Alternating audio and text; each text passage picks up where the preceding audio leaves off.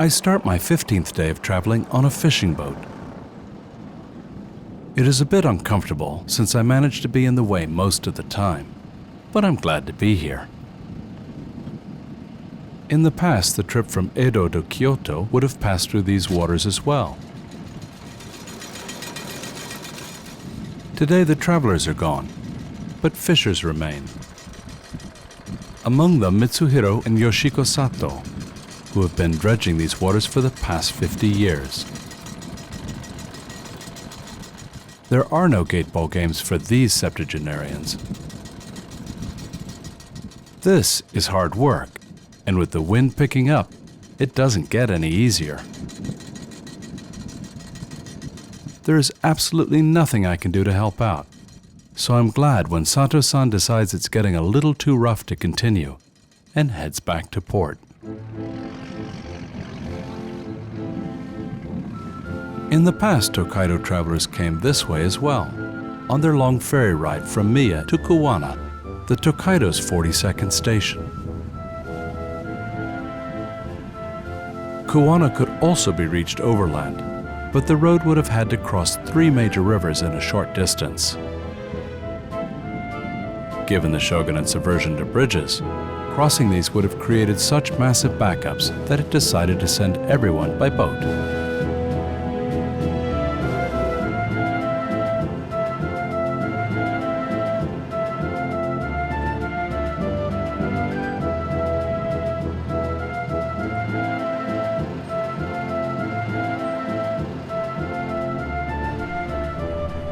With other boats returning around the same time, Kuwana is a beehive of activity. Though the port has been modernized and protected, one can imagine these scenes to have been taking place for a very long time. The catch too is the same: clams. They were Kuwana's signature crop when Hiroshige passed through town, and probably much earlier as well.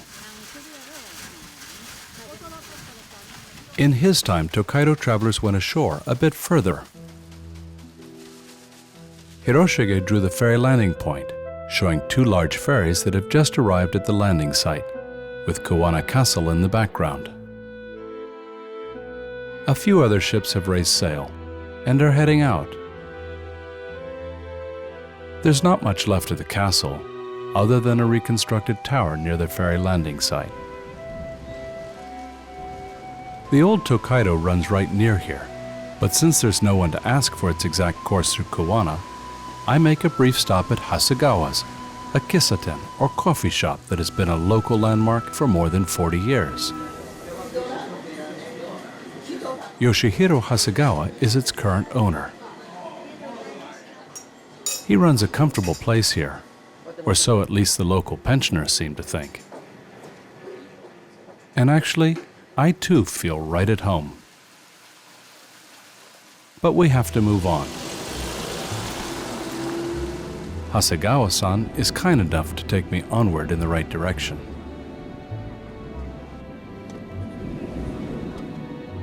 Along the way, I noticed that Otsu, the Tokaido's final station, is just over 100 kilometers further.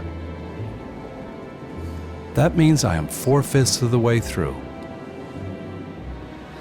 But first comes Yokkaichi, the Tokaido's 43rd station. Hiroshige drew a funny image of the place. One man is chasing his hat, another is struggling against the wind as he crosses a small bridge. Actually, it is sort of a desolate image, with its forlorn willow tree and Yokkaichi village partially hidden in the background. The little bridge has been replaced by a sturdier structure, and so has the view beyond. Yokkaichi is the site of one of the largest petrochemical industry complexes in Japan. But it paid a heavy price for it. Longtime Yokkaichi resident Yoshihiro Sawai tells me more. 日本が太平洋戦争始めようとした時に、始めるまでに使用するガソリンだとか重油だとかそういったものが必要だってことになって、急遽海軍の燃料廠を四日市に作ったんですよ。Naval installations were prime targets for American bombers, and Yokkaichi was no exception. The entire city was leveled. During the rebuilding effort, the city decided to attract a new kind of industry. 四日市は日本で最初の石油化学コンビナートができた町なんです。でそれで、その頃はあまり公害っていうことは知られてない時代でしたから。And thus the first smokestacks and factories were built, often right next to residential areas.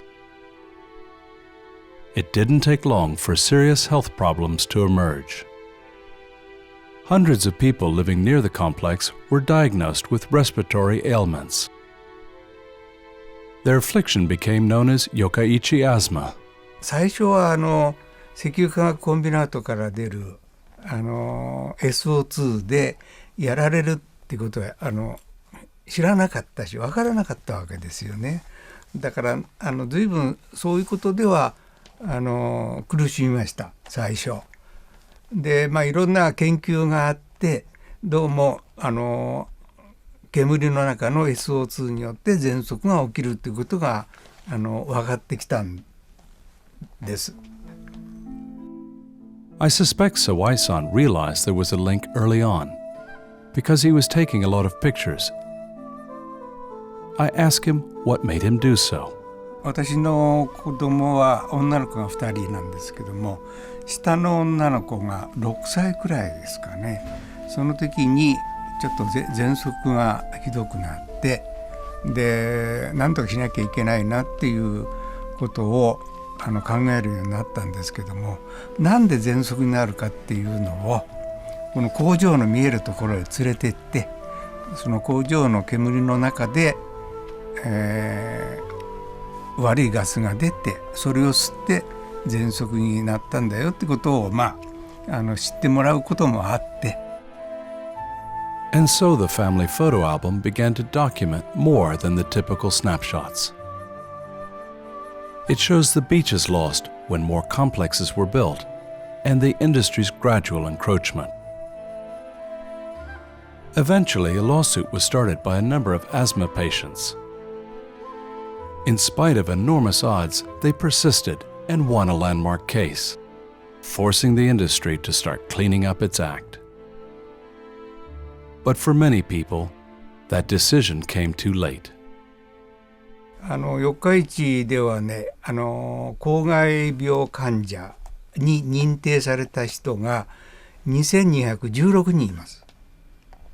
それで現在今500名くらいの人がまだいます。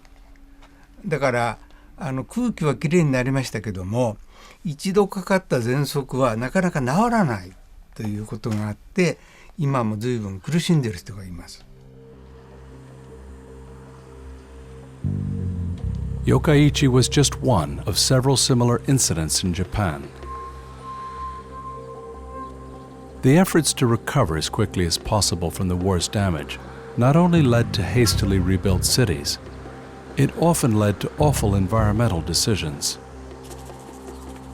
Decisions which government and industry, in their effort to become Asia's largest economy, only grudgingly admitted and eventually turned back.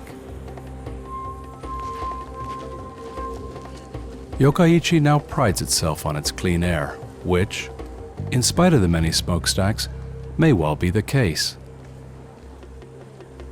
So perhaps the suffering was not all in vain. Once known mostly for its monthly market, this Tokaido station became a symbol in the struggle against environmental degradation. Some of the lessons learned here were later applied elsewhere in Japan. But not far away, across the Sea of Japan, they will probably be repeated as China powers up its vast economy. It is sad the same mistakes are repeated so many times, not only here in Japan, but just about anywhere government and industry entertain grand visions of rapid progress.